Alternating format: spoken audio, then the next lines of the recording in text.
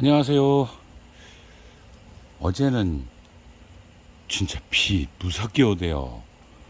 그렇게 많이 순식간에 쏟아지는 경우는 또 근래에 봄에 제가 여기 그 물퍼내느라고 봄이 아니라 참 장마철에요. 굉장히 많이 고생을 했는데 그때보다 더 심하게 왔었습니다. 잠깐 동안 온 비가 또 난실로 넘어 들어왔는데요. 쥐구멍으로만 들어온 게 아니라 넘어도 들어왔어요.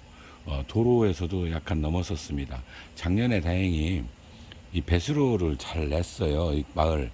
그래서 그렇지 예년 같았으면은 뭐 바로 침수될 정도로 비가 많이 왔습니다. 자, 다른 분들 비 피해 없었는지 모르겠습니다. 워낙 이 보령하고 서산 그리고 요 아래쪽 서천 이쪽으로 집중적으로 왔었거든요. 이게 어떻게 됐는지 다른 데는 잘 모르겠어요. 아무튼 더 이상 비 피해가 없었으면 좋겠습니다. 이번 시간에는 전에도 한번 말씀을 드렸었습니다. 우리 홍화 중에는 발색 방법이 워낙 다양하기 때문에 참 그거는 그 특징을 스스로 찾아내야 된다라고 여러 번 제가 말씀을 드렸는데요. 그래서 종류별로 근데 명명품을 제가 많이 갖고 있다면 요건 요렇고 요건 요렇고 이렇게 말씀드리면 참 도움이 많이 되실 텐데 그다지 명명품을 제가 많이 갖고 있지 않습니다. 홍화는.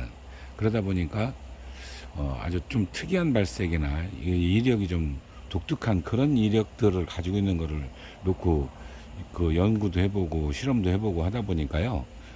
아주 다양한 품종을 구비하지는 못했고요. 저희 지역에서 등록했던 홍은이라는 거에 대해서만 제가 말씀을 드렸던 것 같아요.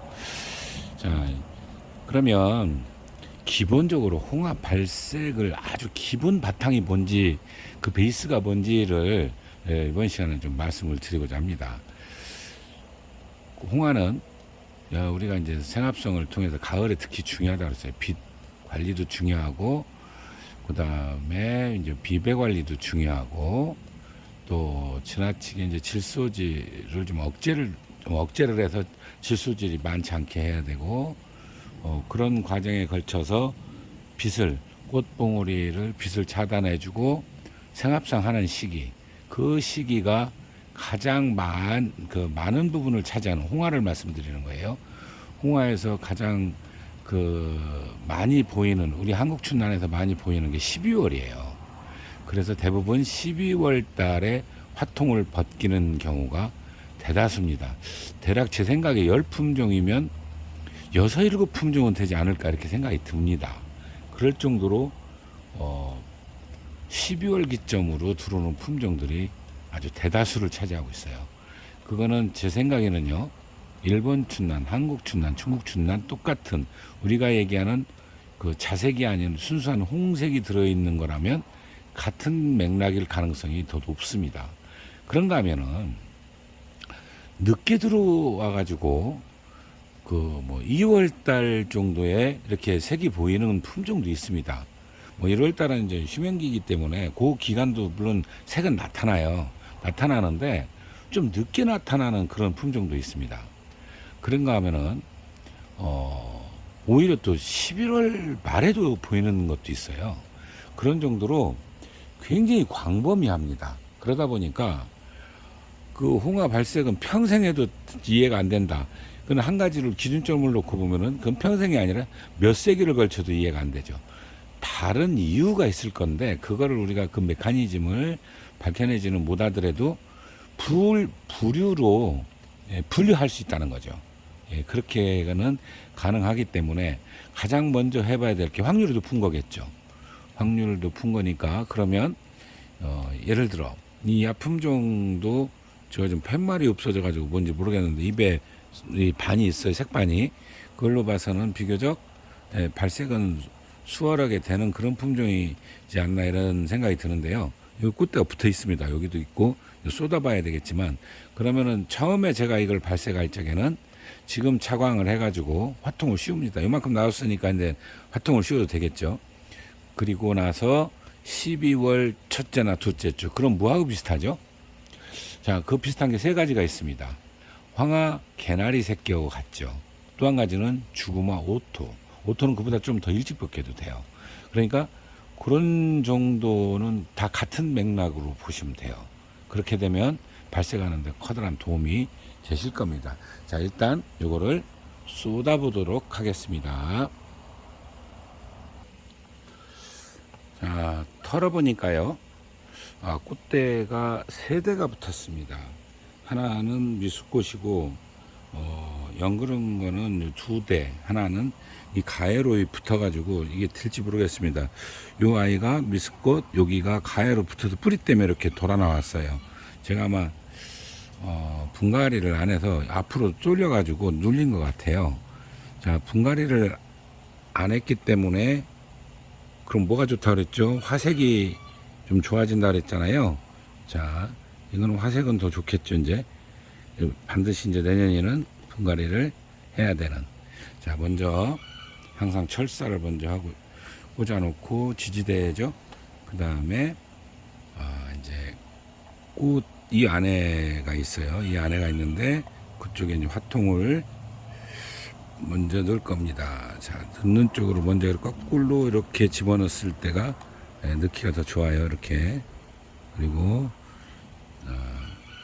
그 떡잎장을 찢어줘야지 떡잎장 속에 거의 같이 들어있거든요. 너무 세게 누르면 꽃대 부러진다 그랬어요. 자, 요런 정도. 자, 그리고 먼저 화통을 씌운 거를 먼저 고정을 합니다. 자, 이 상태에서 한 바퀴 돌린다 그랬어요. 절사를 돌려놓고 일단 오일을 올려놓고요. 그리고 이쪽에 있는 거, 이게 이제 두 개가 동시에 있는데 이게 아주 고민이네요. 자, 일단은 두 개가 들어가기 어렵게 생겼는데요.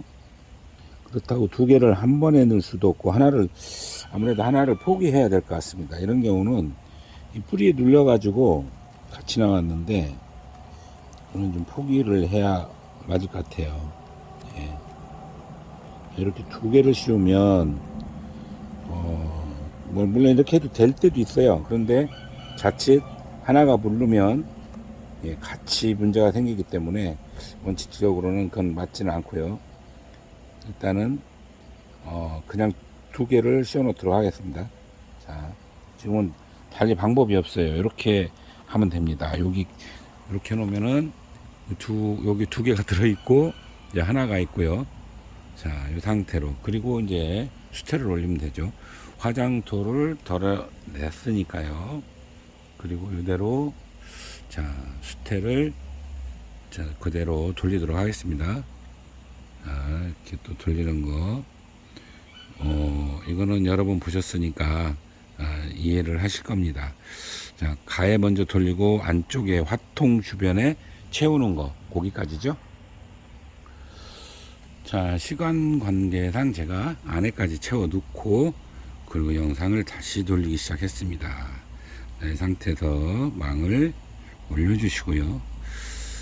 자, 그러면은 이 아이는 제가 언제 베낄 거냐면요, 12월 둘째 주, 그러니까 추워지는 시점, 주구마 오토하고 황화 개나리 새끼하고 거의 같은 시기에 벗기게 됩니다. 그렇게 해서 그때 이제 색이 어떻게 들어오는지 확인을 하고 중간중간 확인을 해야 되겠죠.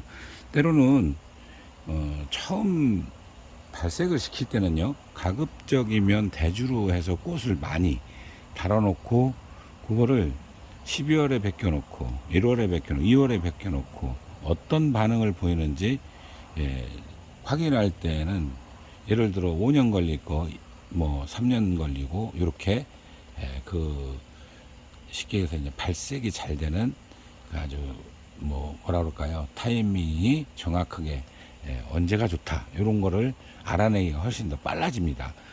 그런 방법으로 하면 훨씬 더 발색 포인트를 찾는데 유리해져요. 그거를 일단 증식부터 많이 해놓고 하면은 워낙 시간이 오래 걸리기 때문에 저도 그렇게 본의 아니게 이제 분주가 된 거죠. 이렇게 뭐 병이 생겼다든가 뭐 계단을 쳤다든가 밑이나 붙은 거죠. 그럴 때는 어쩔 수 없이 이제 분주를 하게 되는데요. 그러면 훨씬 오래 걸립니다. 그런 문제점이 있어요.